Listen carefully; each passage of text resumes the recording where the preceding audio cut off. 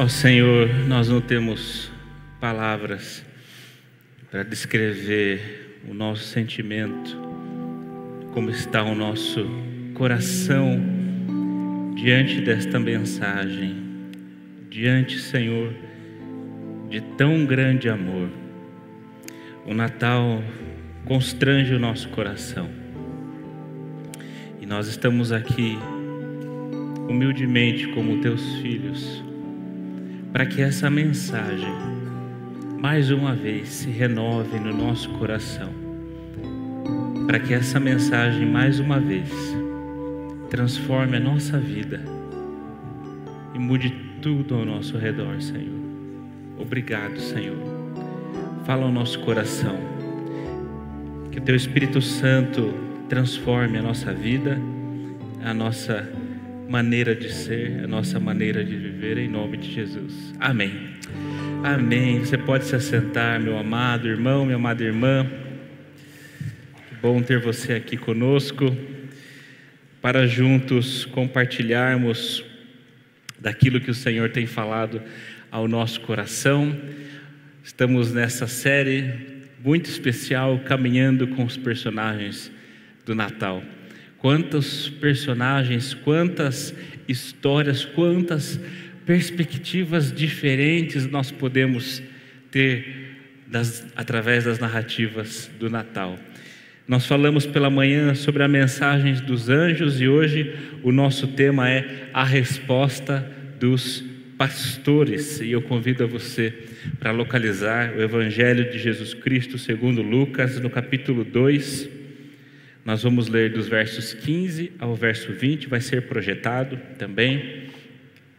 Lucas 2, do 15 ao 20, diz assim: Quando os anjos se afastaram deles e voltaram para o céu, os pastores disseram uns aos outros: Vamos até Belém e vejamos os acontecimentos que o Senhor nos deu a conhecer.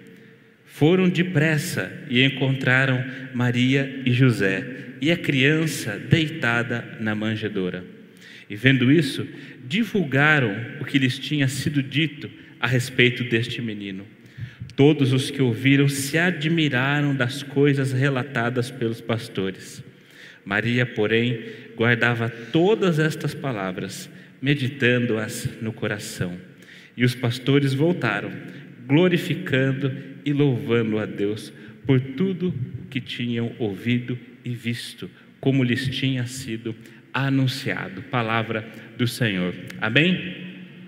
Amados, o Natal é algo simplesmente fenomenal, fabuloso, e nós temos várias narrativas do Natal nos Evangelhos. Se nós formos ver o Natal narrado no livro de Mateus, nós vamos ter um aspecto, um ponto de vista. Mateus escreve o seu Evangelho para os judeus, e ele tem o intuito de dizer que Jesus é o rei prometido para os judeus. Em Mateus, por exemplo, nós não temos a menção do texto que nós lemos, nós não temos a menção dos anjos aparecendo aos pastores, nós não temos a menção de que Jesus foi colocado numa manjedoura, mas somente Mateus, por exemplo, traz a perspectiva da visita dos magos. É o único evangelho que mostra o que aconteceu e os magos seguindo a estrela e chegando a Jesus. Se nós formos para o Evangelho de João, nós não temos uma narrativa contando os fatos, mas João, de uma maneira muito profunda, extremamente profunda e teológica, nos fala a respeito da eternidade de Jesus, aquele que era desde o princípio e que se fez carne e habitou entre nós. E quando nós vemos a perspectiva de Lucas, a partir do capítulo 1, nós já temos a prévia do nascimento de Jesus. Então Lucas começa o evangelho dele falando a respeito do nascimento de João Batista, do anúncio do nascimento de João Batista. Depois conta a história de Zacarias e Isabel, como foi o nascimento de João Batista, e no meio da gestação de Isabel, a mensagem que chegou a Maria e como aconteceu o nascimento de Jesus propriamente dito a partir do capítulo 2. E Lucas fala a respeito do recenseamento. José e Maria tiveram que ir para a cidade de Belém para se recensear, por conta do censo que estava tendo naquela época. E nesta ida até Belém, Lucas conta que não havia lugar para Jesus na hospedaria. Então, Lucas conta que Maria precisou colocar Jesus na manjedoura.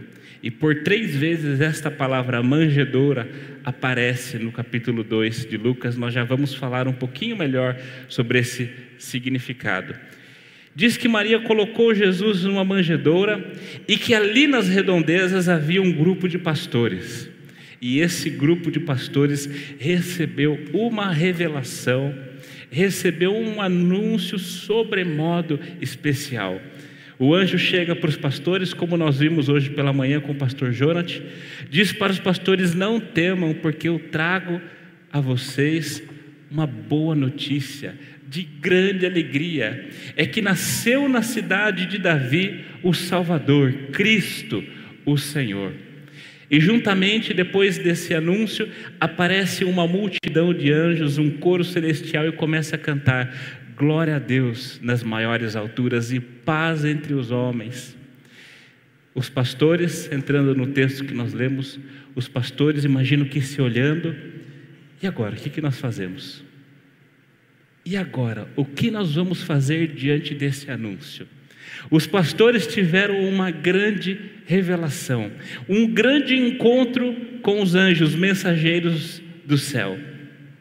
E diante dessa mensagem maravilhosa que eles receberam, qual foi a resposta destes pastores? Eu quero conversar rapidamente com você sobre 3 respostas que nós vemos que os pastores tiveram quando os anjos anunciaram Jesus. Em primeiro lugar, nós temos a resposta de ir e ver.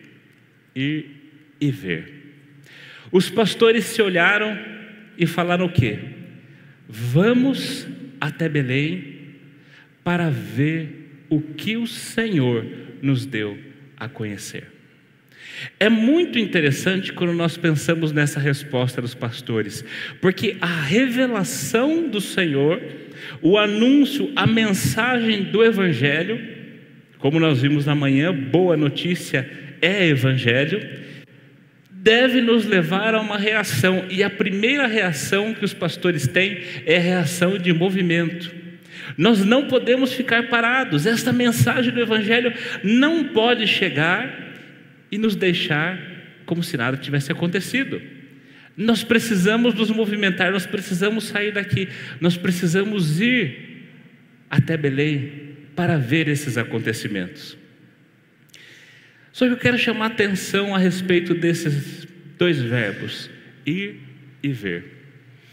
Quando Jesus está iniciando o seu ministério, lá no capítulo 1 de João, nós vemos que Jesus chama um dos discípulos dele, chamado Filipe, para o seguir.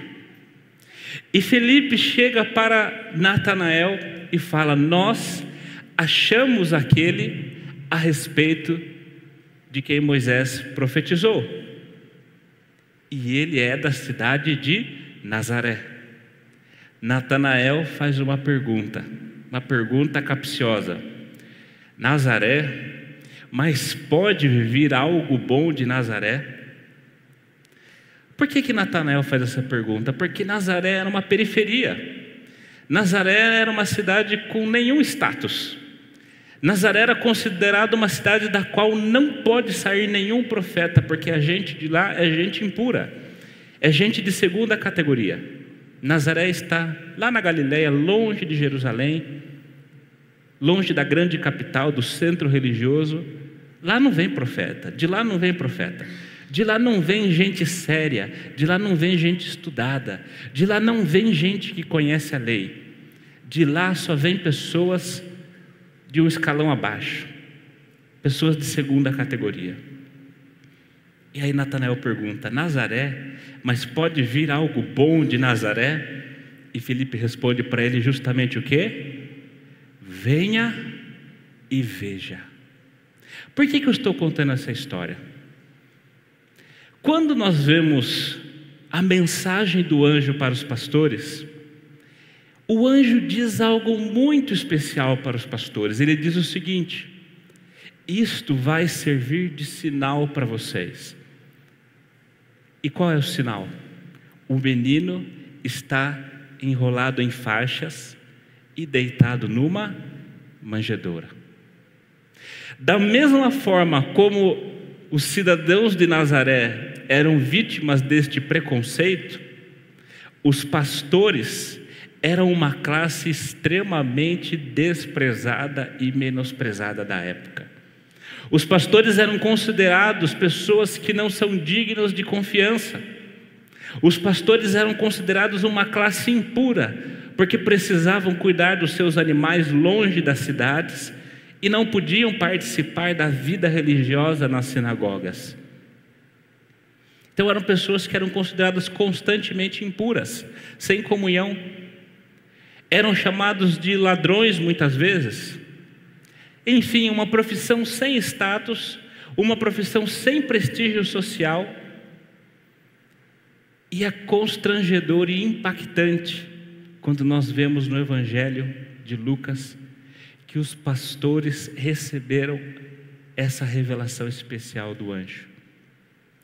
O Senhor escolheu se revelar e escolheu dar a notícia de que Jesus tinha nascido primeiramente a esses pastores, a essas pessoas desprezadas. E porque o anjo disse para os pastores: isso vai servir de sinal para você, o menino está deitado, enrolado em faixas e deitado numa manjedoura. Você sabe o que é uma manjedoura?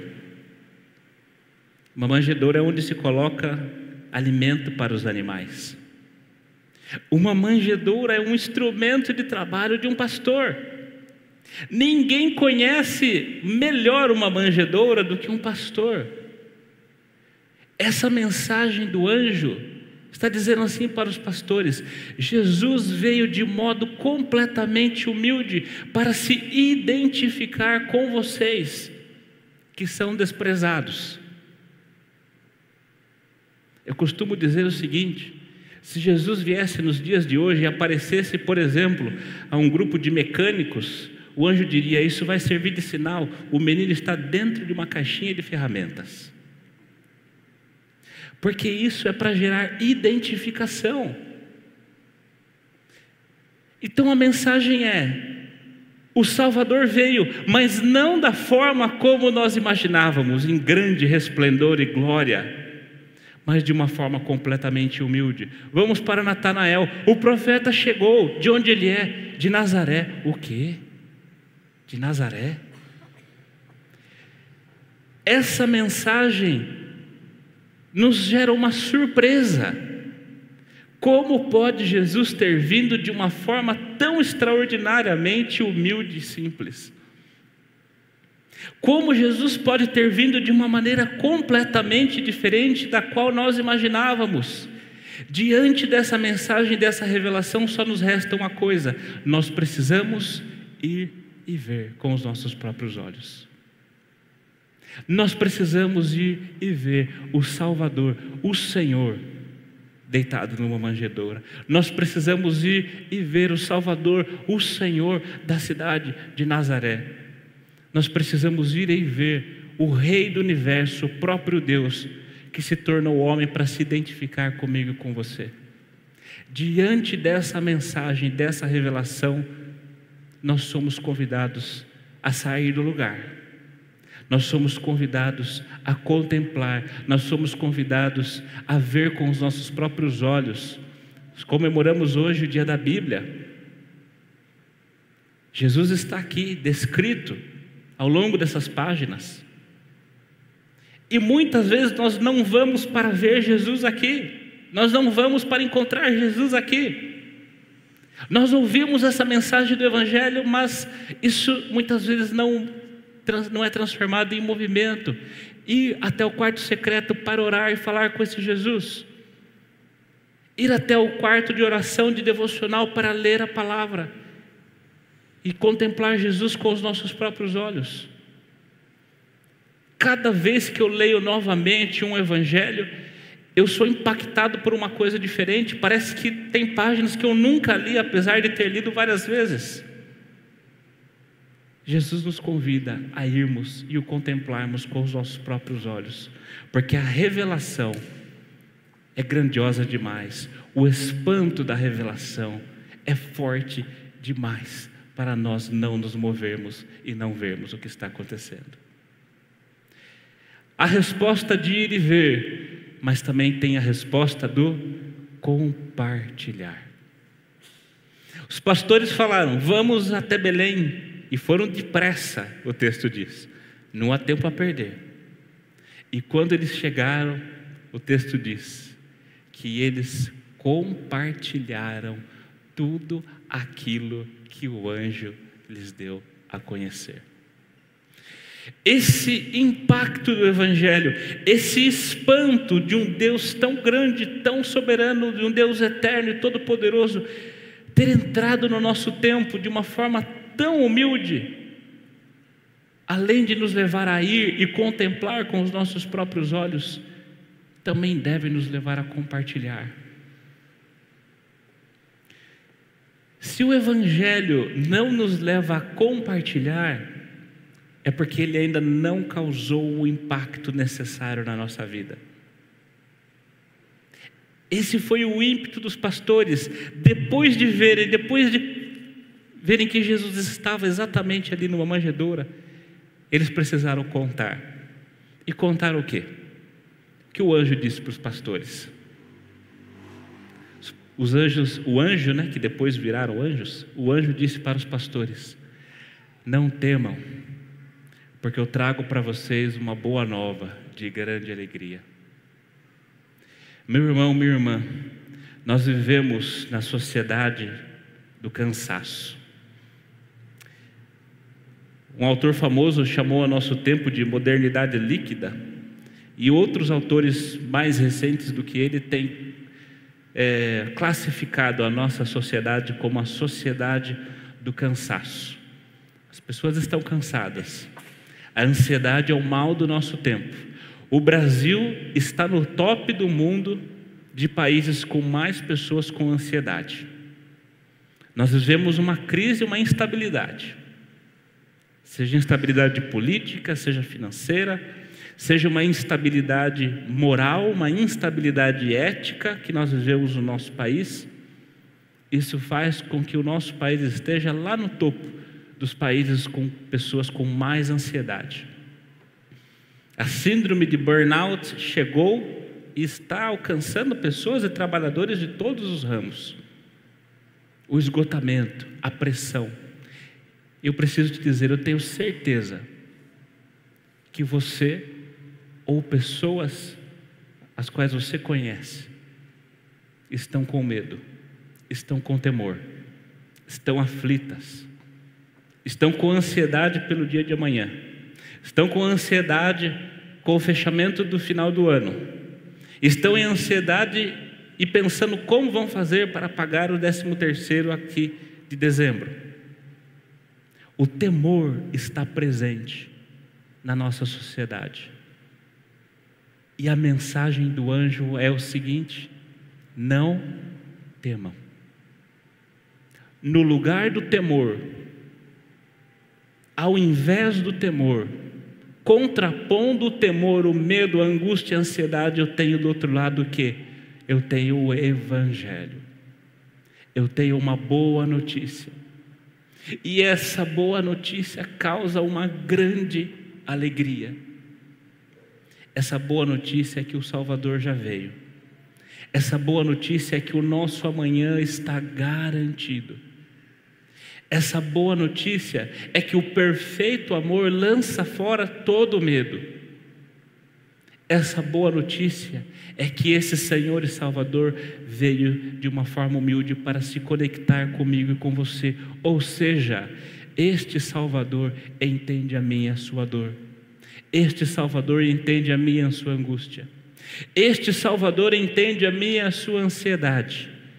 Este Salvador entende o meu e o seu medo.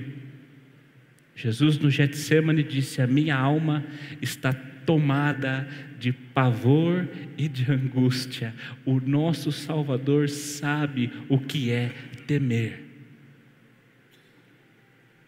Se identifica comigo e com você. Hebreus diz que o nosso sumo sacerdote, que é Jesus Cristo, se compadece de nós, porque foi humano, sabe o que é ser tentado, sabe o que é passar por cada uma das circunstâncias que nós passamos.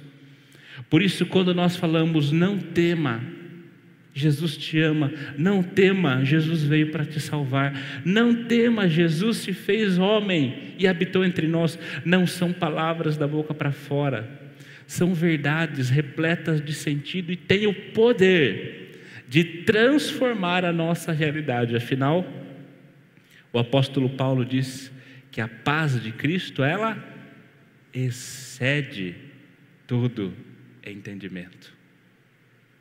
Diante do temor, diante da angústia, diante da sociedade do cansaço, nós temos uma mensagem, amados. Não tema, porque Jesus já veio. Não tema, porque o nosso Salvador se conectou comigo, com você. Não tema, porque o nosso Senhor, Jesus Cristo, sabe o que é ser humilde, sabe o que é ser pobre, sabe o que é não ter lugar para Ele na sociedade. Você não precisa temer. Que assim como os pastores, o nosso ímpeto seja de compartilhar. Jesus tinha uma capacidade incrível de perceber as pessoas à sua volta. Jesus tinha uma sensibilidade para notar o próximo, que é admirável. E às vezes as pessoas estão sofrendo ao nosso redor e nós estamos completamente alheios a esse sofrimento. Tenhamos a sensibilidade de Jesus e o ímpeto de compartilhar esta mensagem. E o texto diz que eles ficaram admirados, ao espanto, quando isso acontece. Mas Maria ficou em silêncio.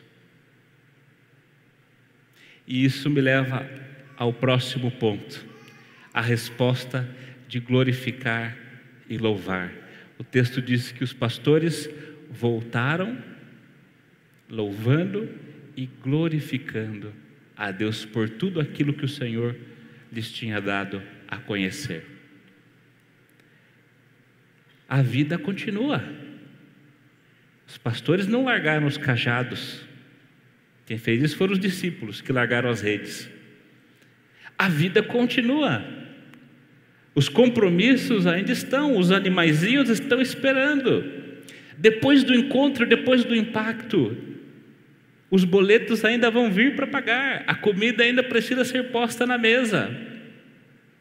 Temos que volta para a realidade, volta para o trabalho, volta a fazer o que tem que fazer, só que de uma maneira completamente diferente, voltando, glorificando e louvando a Deus. Essa mensagem, amados, do Natal, ela precisa nos levar ao louvor. Ela precisa nos levar aos joelhos no chão, como nós cantamos, ajoelhar, ouvir a voz dos anjos. Ela deve nos levar ao júbilo, ela deve nos levar à exaltação, à celebração, porque é uma mensagem muito maravilhosa para não nos levar a glorificar e a louvar. Se o Natal não nos enche de alegria e de vontade de louvar a Deus, nós não entendemos o Natal. Só que além do júbilo da festa da alegria, Maria ficou como? Maria ficou em silêncio e guardava as palavras onde? No coração. Tenho para mim, amados, que o encontro com o Senhor, a revelação do céu, nos leva ao júbilo, nos leva ao louvor, mas também nos leva ao silêncio do coração. Porque às vezes no meio do barulho, às vezes no meio de muitas coisas acontecendo, nós não conseguimos refletir exatamente o que está acontecendo conosco. Eu fico pensando como estava o coração de Maria. E para aquele contexto da época, Maria provavelmente era simplesmente uma adolescente. Não era uma mulher adulta. O casamento acontecia muito cedo naquela época. E eu fico imaginando ela vendo a sua prima Isabel, o anúncio do anjo de João Batista nascendo, ela realmente grávida do Espírito Santo, de uma hora para outra tendo que viajar para Belém. Meu Deus, o que vai acontecer conosco? Não tendo lugar. Não tendo lugar. Você que é pai ou mãe, você sabe a tensão que é a hora do parto, o dia que o nosso filho vai nascer, a tensão, a ansiedade que dá, mesmo com todo o aparato que nós temos de hospital, de médico, enfermeiros. E Maria tendo que dar à luz Jesus numa estrebaria, num lugar impróprio, usando uma manjedoura de berço. Eu tenho certeza que essa mensagem do anjo, a mensagem do temor, estava no coração de Maria. Será que eu entendi tudo certo? Será que eu não entendi tudo errado, na verdade? Porque se realmente era tudo isso, será que era para eu estar aqui, nessa estrebaria, com Jesus na manjedoura? E os pastores chegam e compartilham, ela fica em silêncio, meditando no coração. Às vezes a nossa resposta de louvor, de glorificação a Deus, deve ser a meditação do coração. O júbilo, a celebração faz parte do povo de Deus. Mas se o júbilo e a celebração não vier com o silêncio da alma e a reflexão do que significa o Salvador ter vindo ao mundo, nós nunca vamos compreender verdadeiramente o sentido do Natal. O Natal foi celebrado nos céus. Os anjos cantaram glória a Deus nas maiores alturas. O Natal foi celebrado na terra. Os pastores louvaram e glorificaram. Nós somos chamados a refletir, a meditar e a celebrar o Natal. Eu vejo que tem 3 formas de nós vivenciarmos o Natal na nossa vida. A forma que a nossa sociedade está acostumada, a correria, os enfeites, os presentes. E nós podemos viver tudo isso que é muito legal, é muito bom, de maneira automática, sem refletir, sem meditar no coração como Maria fez. Nos preocuparmos com a ceia, com o almoço do dia 25, ou com a viagem, com os enfeites, com os presentes. E o nascimento de Jesus ficar totalmente à margem da nossa comemoração. Mas há um outro caminho também. Há o caminho do radicalismo, de nós falarmos que não precisa de nada disso, não vou nem pôr pisca na minha casa, não tem que dar presente para ninguém, Natal não é nada disso, Natal nem é no dia 25 de dezembro, Jesus nem nasceu nessa data, isso é uma coisa da sociedade, tal, e a gente lembra daquele filme, o Grinch, que quer acabar com o Natal, a gente vira que nem esse personagem, quer acabar com o Natal. Mas há a maneira que eu entendo que é a mais saudável, de nós, e aí eu trago um texto de Tiago 1,17, dizendo: toda boa dádiva e todo dom perfeito vem lá do alto, descendo do Pai das luzes, em quem não há variação ou sombra de mudança. Nós podemos viver o Natal e a boa dádiva do Natal, a beleza do Natal, a magia, as luzes, os enfeites, os presentes, e viver o dom perfeito, entendendo que tudo isso tem a ver com Jesus. Em casa, recentemente, nós montamos a nossa árvore de Natal. Falei para Lu, finalmente agora sinto que somos uma família, porque nós temos uma árvore de Natal em casa, que coisa fantástica. E o Danielzinho ali, vidrado nas luzinhas, e eu peguei ele no colo, cheguei perto da árvore de Natal e falei: filho, olha que linda a nossa árvore de Natal. Sabe essas luzinhas? A gente coloca luzes para lembrar que o Natal é o tempo em que a luz veio ao mundo. Está vendo essa estrela em cima na árvore de Natal? Uma estrela um dia guiou uns magos até Jesus. Você vai ganhar presente no dia 25, sabe por quê? Nós criamos esse hábito de trocar presentes no Natal porque o menino Jesus foi presenteado quando ele nasceu. Então, quando nós ganharmos um presente de Natal, nós devemos lembrar: o menino Jesus no Natal foi presenteado. Aproveitar a boa dádiva e especialmente viver o dom perfeito do Natal. Eu encerro dizendo: qual é a nossa resposta à revelação constante de Deus? Qual é a nossa resposta a esse evangelho que está o tempo todo diante de nós? Qual é a nossa resposta a essa mensagem da salvação? Será que essa resposta está causando movimento em nós? Eu não posso ficar parado, eu preciso ir, eu preciso ver, eu preciso me debruçar nessa revelação, eu preciso contemplar com os meus próprios olhos. Será que esta revelação está nos levando a compartilhar essa mensagem? Será que esta revelação está nos levando a glorificar, a celebrar e a louvar o nosso Deus? Será que estamos vivendo como uma igreja alegre, feliz, que louva de todo o coração esse Deus que se fez carne e habitou entre nós? Eu encerro deixando esse desafio para você.